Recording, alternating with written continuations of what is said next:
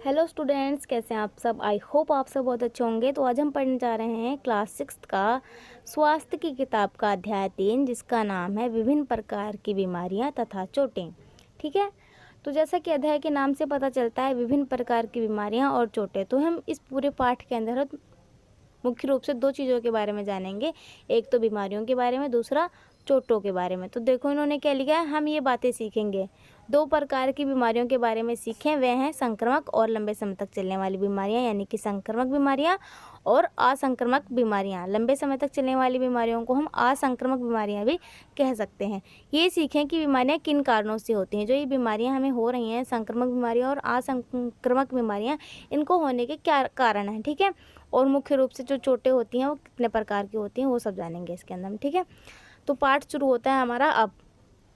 हम बीमार क्यों पड़ते हैं।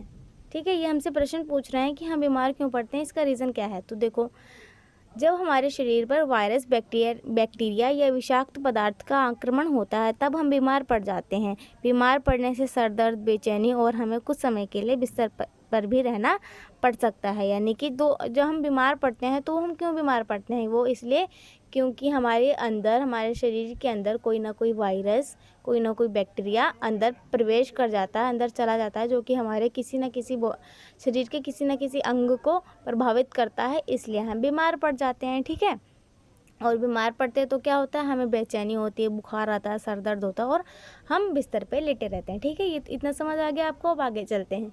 क्या आप कभी बीमार हुए हो, बीमारी क्या थी और उस समय आप कैसा महसूस कर रहे थे। ठीक है, तो अगर आप कभी बीमार हुए हैं, सभी बीमार होते हैं ना, तो आप अपने हिसाब से अपना उत्तर लिख सकते हो। जैसे कि मैंने यहाँ पर लिखा है, आप कोई और भी उत्तर भी लिख सकते हो। जैसे कि हाँ, मैं बीमार हुई हूँ, एक बार मुझे टाइफाइड बुखार हुआ था और टाइफाइड बुखार में कैसा महसूस कर रहे थे, यानी कि उस बीमारी के क्या लक्षण थे, आप वो लिख सकते हो। जैसे कि टाइफाइड बुखार में होता है सर दर्द, पेट दर्द, बुखार, कब्ज, ऐसे लक्षण आप लिख सकते हो, जिसमें अलग अलग बीमारी के अलग अलग लक्षण होते हैं। ठीक है, अब मैंने अभी आपको बताया ना, बीमारियां मुख्य रूप से दो प्रकार की होती हैं, एक संक्रामक और एक असंक्रामक। संक्रामक बीमारियां क्या होती हैं वो जानेंगे, फिर असंक्रामक क्या होती हैं वो जानेंगे। ठीक है, तो देखो, हालांकि बीमारियां कई तरह की होती हैं, परंतु उन्हें दो समूहों में बांट सकते हैं, संक्रामक और लंबे समय तक चलने वाली बीमारियां। लंबे समय तक चलने वाली बीमारियों को ही असंक्रामक बीमारियां कहते हैं। ठीक है, कंफ्यूज मत होइएगा।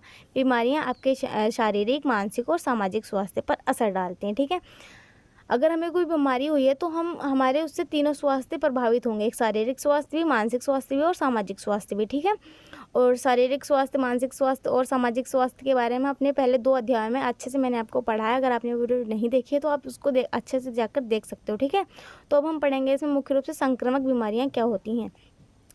संक्रामक बीमारियों के उदाहरण हैं जुकाम, दस्त, मलेरिया, डेंगू, टीबी या तपेदिक। टीबी, तपेदिक एक ही चीज़ है और इसको इंग्लिश में कहते हैं ट्यूबरक्लोसिस। ठीक है, छोटी चेचक, यानी कि जो स्मॉल पॉक्स होती हैं, जैसे पूरे शरीर पे ऐसे छोटे छोटे दाने पड़ जाते हैं ना, जिनको हम आम बोलचाल में कहते हैं माता निकल आई, माता निकल आई। ठीक है, तो वो ये है छोटी चेचक, या स्मॉल पॉक्स भी कहते हैं इसको अंग्रेजी में।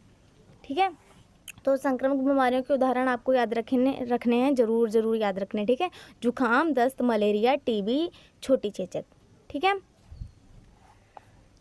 तो अब ये हमें यह जानना है कि संक्रामक बीमारियां क्या होती हैं। देखो, संक्रामक बीमारियां वे बीमारियां होती हैं जो एक व्यक्ति से दूसरे व्यक्ति के अंदर चली जाती हैं। जैसे कि मैं आपको उदाहरण देके समझाती हूँ।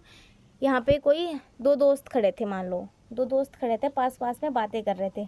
अब इसको मान लो किसी भी तरीके से जुकाम हो जाता है, वायरस, राइनो वायरस नाम का एक वायरस होता है जिससे जुकाम होता है। ठीक है, वो आपको अभी इतना डिटेल में पढ़ने की जरूरत नहीं है। ठीक है, तो ये दोस्त आपस में बातें कर रहे थे, इसको जुकाम था, इसको जुकाम नहीं था। अब इसको एकदम से छींक आई, बातें करते करते ही इसको बीच में एकदम से छींक आई। तो इसके छींक के द्वारा जो छींटें होंगी, बूंदें होंगी उसके नाक के पानी की, या जो भी थूक वगैरह जो भी होगा, वो इस व्यक्ति से या एक दोस्त से दूसरे दोस्त के पास चला जाएगा। तो क्या होगा, अब ये सांस लेगा तो वही छींटे ये अपने अंदर सांस के द्वारा अंदर ले जाएगा। तो क्या होगा, जो वायरस इसके अंदर था वो अब इसके अंदर भी चला जाएगा। तो क्या हुआ, एक व्यक्ति से दूसरे व्यक्ति के अंदर भी वो बीमारी फैली ना। तो संक्रामक बीमारियां वे बीमारियां होती हैं जो एक व्यक्ति से दूसरे व्यक्ति तक आसानी से फैल जाती हैं। ठीक है, अब इसके कारण क्या है, यानी कि संक्रामक बीमारियां होने के क्या कारण हैं। तो देखो, इसके कारण है हानिकारक कीटाणु जैसे वायरस, बैक्टीरिया, फफूंद, परजीवी के कारण ये बीमारियां फैलती हैं। ठीक है, अब देखो यहाँ पर आपको माइक्रोस्कोप से यानी सूक्ष्मदर्शी से ये बैक्टीरिया का चित्र और ये वायरस का चित्र, कोरोना वायरस वाला था ना उसके जैसा दिख रहा है ना, और ये फफूंद है। ठीक है, और ये परजीवी यानी कि जो खटमल होता है ना ये, और जूं ये, और जो किलोनी लग जाती है डॉग्स वगैरह में, वो सब किसके उदाहरण हैं, परजीवी के। परजीवी वे होते हैं जो एक किसी दूसरे जीव के ऊपर जिंदा रहते हैं, यानी जैसे कि ये खटमल है कि या कोई किलोनी होती है तो वो क्या करती है, डॉग में चिपकी होती है ना, कुत्ते या जानवरों में चिपकी होती हैं, तो वो क्या करते हैं, उसका खून चूसते हैं। तो परजीवी यानी कि दूसरे जीवों पर जिंदा रहना। तो परजीवी वे जीव जंतु होते हैं जो दूसरे जीवों पे जिंदा रहते हैं। ठीक है, और ये फफूंद है जो सड़े गले चीज़ों पे उगती है। वायरस, बैक्टीरिया तो ये तो हर जगह ही पाए जाते हैं।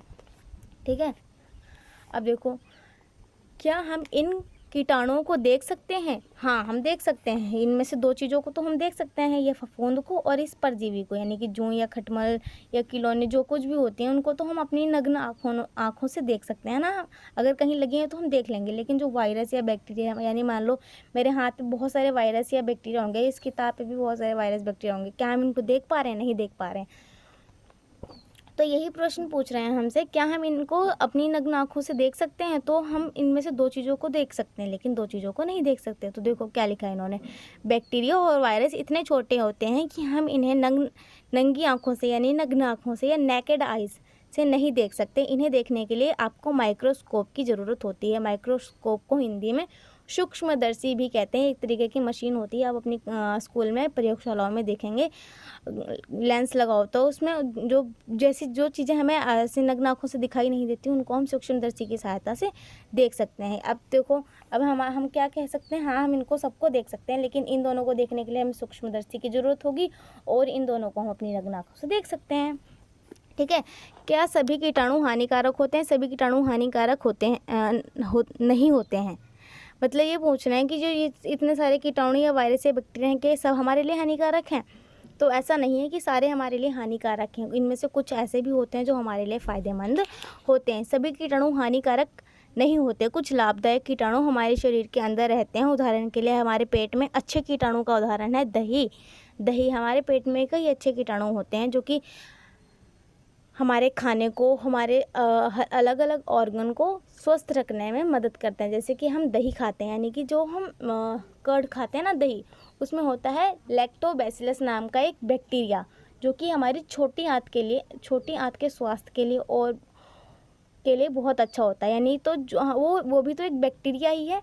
क्या वो हमारे लिए ख़राब है? नहीं, वो हमारे शरीर के लिए, हमारे स्वास्थ्य के लिए बहुत अच्छा है। तो ऐसे बहुत से बैक्टीरिया हैं जो हमारे स्वास्थ्य के लिए अच्छे हैं। तो सारे बैक्टीरिया बुरे नहीं होते। जिस तरीके से सारे इंसान अच्छे नहीं होते और सारे इंसान बुरे नहीं होते, उसी तरीके से सारे बैक्टीरिया भी बुरे नहीं होते और सारे बैक्टीरिया अच्छे भी नहीं होते। मतलब 50-50 समझ लो आप। ठीक है, कीटाणु हमारे अंदर कैसे जाते हैं? अब ये देखो कि हानिकारक कीटाणु हमारे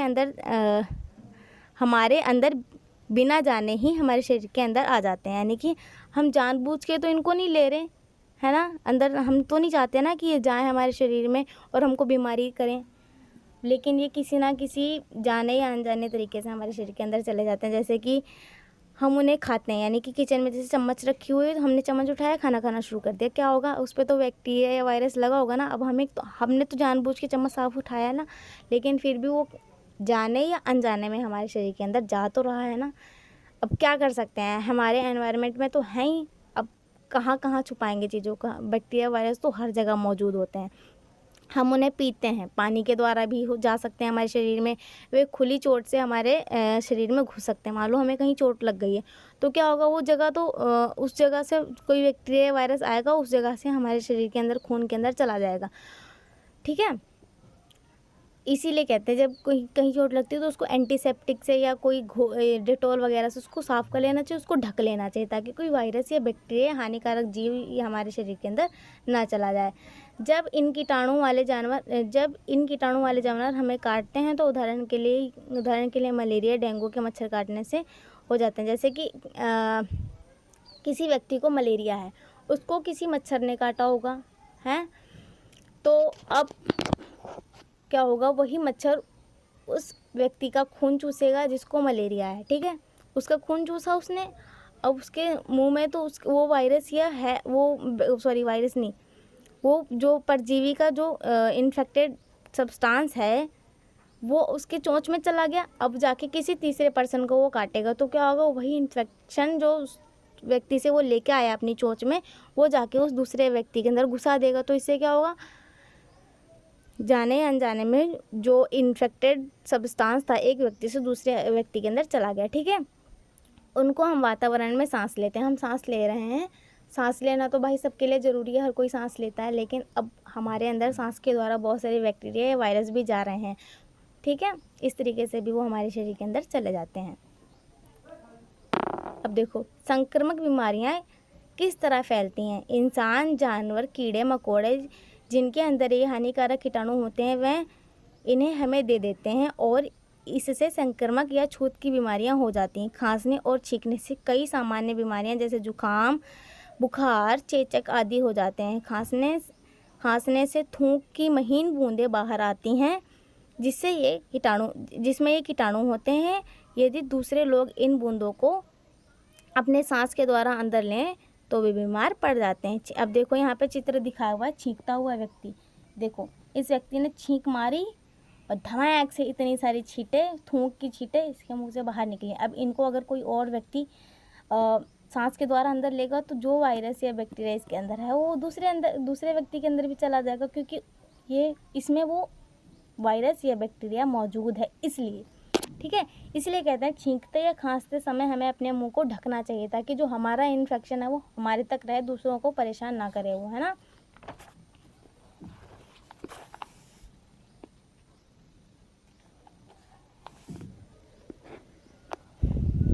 जानवर भी हमें संक्रामक बीमारियां दे सकते हैं। उदाहरण के लिए मक्खियाँ और मच्छर बीमार लोगों का खून चूसने के बाद अगर स्वस्थ व्यक्ति को काट लेते हैं तो वह उसे भी बीमार कर देते हैं। यही उदाहरण देके भी मैंने आपको समझाया था ना वो मलेरिया वाले में, ठीक है, वही है ये। वे एक व्यक्ति से दूसरे व्यक्ति तक कीटाणुओं को पहुंचा देते हैं। इस प्रकार हमें मच्छर के काटने से मलेरिया हो जाता है। यानी कि किसी व्यक्ति को अगर मलेरिया है और उसको कोई मच्छर जाके काटेगा तो उस मलेरिया का जो वो है हानिकारक चीज़ है मलेरिया, जिसकी वजह से मलेरिया होता है, वही वायरस या बैक्टीरिया जाके जब मच्छर चूसेगा तो वो उसके अंदर आ जाएगा। अब फिर वही जाके किसी और व्यक्ति को काटेगा जिसको मलेरिया नहीं है, तो क्या होगा, वही खून उसके अंदर चला जाएगा जिससे उस स्वस्थ व्यक्ति को भी मलेरिया हो जाएगा, ठीक है। इस तरीके से जब हमें संक्रामक बीमारी होती है तो क्या होता है, संक्रामक बीमारियों में बुखार हो सकता है, हमें थकान और दर्द होने लगता है। कुछ संक्रामक बीमारियां जैसे जुखाम कम हानिकारक है। अन्य संक्रामक बीमारियां हमें बहुत बीमार बना सकती हैं या मार भी सकती हैं। इसका उदाहरण है टीबी। जैसे कि हमें जुखाम हुआ, जुखाम ज़्यादा से ज़्यादा 5 से 7 या 10 दिन के अंदर ठीक हो जाता है, लेकिन अब हमने अभी संक्रामक बीमारियों के उदाहरण याद किए थे ना, जुखाम, दस्त, टीबी, तो उसमें से एक टीबी भी है। लेकिन ये ऐसी संक्रामक बीमारी है जो जल्दी ठीक नहीं होती और इसकी वजह से बहुत सारे लोगों की मौत भी हो जाती है, ठीक है। अब यहाँ पर आपसे एक प्रश्न पूछा है कि क्या आप किसी ऐसे व्यक्ति को जानते हैं जिसे संक्रामक बीमारी हुई थी, उस व्यक्ति का नाम क्या था, वे कब तक बीमार रहे और उन्होंने उस समय कैसा महसूस किया। यदि आप जानते हो तो उस बीमारी का नाम लिखो। अगर आप किसी ऐसे व्यक्ति को जानते हो जिसको संक्रामक बीमारी हुई हो तो उस टाइम उन व्यक्ति का नाम लिखना, उनको कैसा महसूस हो रहा था वो लिखना, और अगर आपको उस बीमारी का नाम पता है तो वो भी लिखना, ठीक है। ये आप कर सकते हो। अभी देखो लंबे समय तक चलने वाली बीमारियां यानी कि असंक्रामक बीमारियां। लंबे समय तक चलने वाली बीमारियों के उदाहरण हैं दिल की बीमारी, कैंसर, गठिया, मधुमेह, निराशा यानी कि डिप्रेशन आदि। इन बीमारियों से आपके शरीर के अंग अस्वस्थ हो जाते हैं, फिर ये अंग अपना काम सही तरीके से नहीं करते हैं, ठीक है। ये बीमारियां बहुत धीरे धीरे फैलती हैं। हमें इन बीमारियों के फैलने का पता तब तक नहीं चलता जब तक हम बड़े नहीं होते और इनके लक्षण महसूस करने नहीं लगते, ठीक है। इसलिए आपको ये बीमारियां अधिकतर बड़े लोगों में देखने को मिलती हैं। शारीरिक स्वास्थ्य पर असर डालते हैं। इनका हमारे मानसिक और सामाजिक स्वास्थ्य पर भी असर पर भी गहरा असर होता है। देखो जब जैसे कि असंक्रामक बीमारी, जैसे किसी को दिल की बीमारी है तो ऐसा तो नहीं होगा ना उसके साथ जो व्यक्ति बैठा उसको भी दिल की बीमारी हो जाएगी, ऐसा नहीं होता। यानी कि ऐसी बीमारियां हैं जो एक व्यक्ति को हुई हैं तो उसी को रहेंगी और उसी को नुकसान करेंगी, उससे दूसरे को नहीं फैलेंगी। ठीक है, अगर दूसरे को वो बीमारी फैल भी रही है तो उसका कोई और कारण हो सकता है, लेकिन उस व्यक्ति से दूसरे व्यक्ति को ये बीमारियां नहीं फैलती। ठीक है, ये ऐसी बीमारियां होती हैं और ये लंबे समय तक चलती हैं, ज़्यादा टाइम तक चलती हैं। जैसे कि कैंसर हो गया किसी को, तो इसके कारण क्या होते हैं, ये देखो यहाँ पे चित्र दिखाया हुआ मुंह का कैंसर। कैंसर कई तरह का होता है, breast cancer, lung cancer, mouth cancer, कई तरह के कैंसर होते हैं। ठीक है, यहाँ पर आपको चित्र दिखाया हुआ है मुंह का कैंसर के लिए। ये बीमारियां कीटाणु से नहीं फैलती, इनका मुख्य कारण मुख्य रूप से गलत आते हैं। यानी कि अगर कोई बैड हैबिट्स हैं लोगों के अंदर तो ये बीमारियां होती हैं, जैसे कि गलत खान पान, व्यायाम ना करना यानी कि एक्सरसाइज ना करना, कुछ भी गंदमंद खा लेना, तंबाकू, शराब या नशीली चीज़ों का सेवन करने से भी ये असंक्रामक बीमारियां होती हैं। जैसे कि कैंसर हमें दिखाते हैं ना टीवी में, सिगरेट स्मोकिंग करने से, तंबाकू खाने से हमें कैंसर जैसी बीमारियां हो सकती हैं, तो हमें ये नहीं करना चाहिए। ठीक है, क्या आप किसी को जानते हो जिन्हें लंबे समय तक चलने वाली बीमारी हो, तो वो बीमारी क्या थी वो लिखना है यहाँ पे, वह कैसा महसूस कर रहे थे वो लिखना है। आपके अनुसार उनकी बीमारी का क्या कारण रहा होगा वो बताना है। ठीक है, अब हम आ गए हैं इस अध्याय के लास्ट वाले पार्ट में, जिसमें हम पढ़ेंगे चोटों के बारे में। ठीक है, ज़्यादातर चोटें किसी दुर्घटना या आग से लगती हैं। यानी कि अगर कहीं दुर्घटना हो गई है उससे हमें चोट लग सकती है, या कहीं आग लग गई है या कोई दुर्घटना हो गई तो उससे भी हमें चोटें लग सकती हैं। ठीक है, हम गिर सकते हैं, सड़क दुर्घटना हो सकती है या आग से जख्मी हो सकते हैं। हम गिर सकते हैं और हमारी हड्डी टूट सकती है। यदि हम भीड़ भरी सड़कों को सावधानी से पार नहीं करते तो हम गिर जाएंगे, ऑब्वियसली हमें क्या होगा, चोट लग जाएगी। हम किसी से टकरा सकते हैं तब हमें चोट लग सकती है। चोटें हमारे शारीरिक, मानसिक और सामाजिक स्वास्थ्य पर असर डालती हैं। ठीक है, सही बात बोल रहे हैं ये। माचिस या पटाखों से खेलते समय, जैसे कि दिवाली के दौरान आग लग सकती है। आग पर खाना बनाते समय भी यदि सावधानी नहीं बरती जाए तो हम जल सकते हैं, है ना। कई बार हमने सुना है कि गैस का सिलेंडर फट गया या गैस खुली छूट गई, या फिर जो कपड़ा रखा था किचन में, जो कपड़ा रखते हैं हम, वो भी सूती कपड़ा रखना चाहिए। अगर हम कोई और टाइप का कपड़ा रखते हैं तो जो जल्दी आग पकड़ लेते हैं तो उससे भी आग लग सकती है ना। चोटों से बहुत दर्द और तकलीफ़ होती है, उनका जल्दी से इलाज करना ज़रूरी है। बचपन की सभी बीमारियों के मुकाबले स्कूल जाने वाले बच्चों में अधिकतर मौतें चोट लगने से होती हैं। ठीक है, अब यहाँ पर आपसे इस टॉपिक से यानी चोट वाले टॉपिक से रिलेटेड क्वेश्चंस पूछे हैं। आप यहाँ पर अपने हिसाब से उत्तर लिख सकते हो, ये आप एक बार देख लो। मैंने अपने हिसाब से उत्तर लिखा है। क्वेश्चन पूछा है आपसे कि आपको कभी चोट लगी है, अगर लगी है तो लिखना है हाँ लगी है। वह किस प्रकार की चोट थी। मान लो अगर आप गिर गए थे तो आपके घुटने में खरोंच आई थी, या चक्कू से हाथ कट गया था, या किसी दोस्त ने नाली में धक्का दे दिया था, ऐसा कुछ। ठीक है, तब आपको कैसा महसूस हुआ। जब चोट लगती है तो सबको बुरा ही महसूस होता है ना, तो वो लिख देना आप। चोट कैसे लगी, उसे ठीक होने में कितना समय लगा, उस चोट से कैसे बचा जा सकता था। ठीक है, तो ये रहे आपके कुछ प्रश्न, और अब हम मिलेंगे नेक्स्ट चैप्टर के साथ। Thank you so much, bye bye.